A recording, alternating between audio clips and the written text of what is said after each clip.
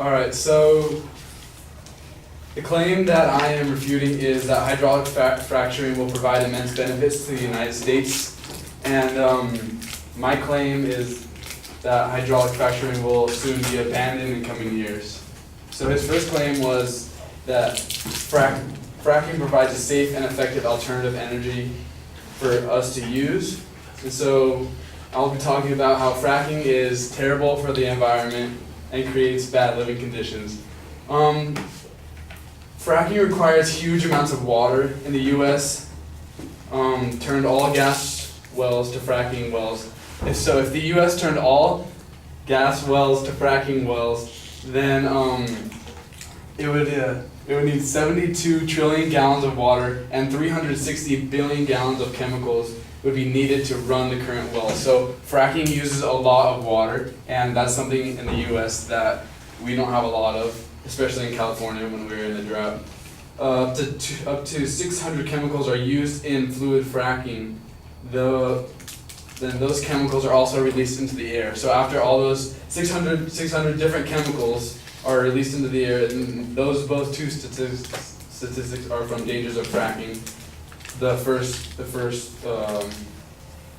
site while researching, and also when researching about fracking, if they actually I'll talk about that later. Okay, so more than half the fluid waste is left in the ground and is not biodegradable. So it destroys the foundation of the earth, as well as polluting the earth. It destroys the foundation of the earth, and it takes all of our water, which we don't have. The second claim was that fracking leads to economic benefits on the macro and micro levels. This is true, but I will have to say that the communities that will come together to prevent the fracking, because it is terrible for the communities in the ways that that road maintenance along with the road maintenance alone will cost single communities, up to $375 million, according to the draft report by the State Department of Transportation. And each gas well requires 400 tanker trucks. And this increases the need for improving road conditions. And that's 400 tanker trucks going through and up and down the road. And communities will definitely not let this happen if they have a say in it. They would probably not like the idea of all those trucks transporting the stuff. So also Duke University recently proved that the drinking water wells near the hydrofracking sites have 17 times more methane than wells not located near fracking, which pollutes the community's water supply. So it also destroys the community's water supplies. It increases transportation through the communities. So a lot of people will come together to try and stop that. And then his third claim was that hydraulic fracturing holds the key to eventually energy independence for our future generations. And I have to say that fracking in the future will be deemed unimportant in coming years because of the emergence of electric alternatives. So electric motors provide a clean and safe alternative to the internal combustion engine. Electric cars are becoming more and more accessible to people with improving technology and research. And with this, the demand for oil will decrease significantly, and that is according to alternative energy. So also with the decrease in oil, we will not need fossil fuels and stuff like that because we are incorporating solar panels into many new buildings and sites. A good example of this is the new parking structure that they're making. You could already see that they're putting solar panels on the top level as well as like shading for the cars. So they're becoming more efficient. And also many organizations are working to prevent fracking. So when I was doing my research, I scrolled to the bottom of the site that talked about how fracking was bad. And then at the very bottom it says, it wanted me to like join the movement to stop fracking. So there's definitely not people. There's a lot of people trying to stop the movement. And so yeah, in conclusion, Actually, the conclusion was on my other page that I didn't bring up, but okay. In conclusion,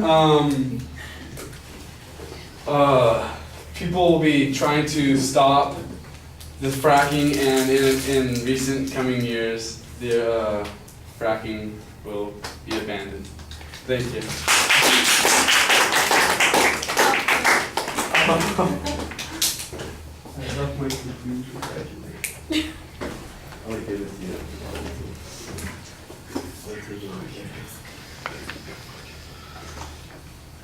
All right, well, you're basically arguing a whole counterclaim on this, that fracking's going to go away, and so we don't really have to worry about these kinds of issues. It's going to go away because it's dangerous, because communities are going to stand up against it, and that we won't need it in the long run. So those are reasonable counterclaims. I don't know that they address all of the arguments that the advocate presented. There's not really any reference to the advocate's evidence or reasoning on any of these particular points.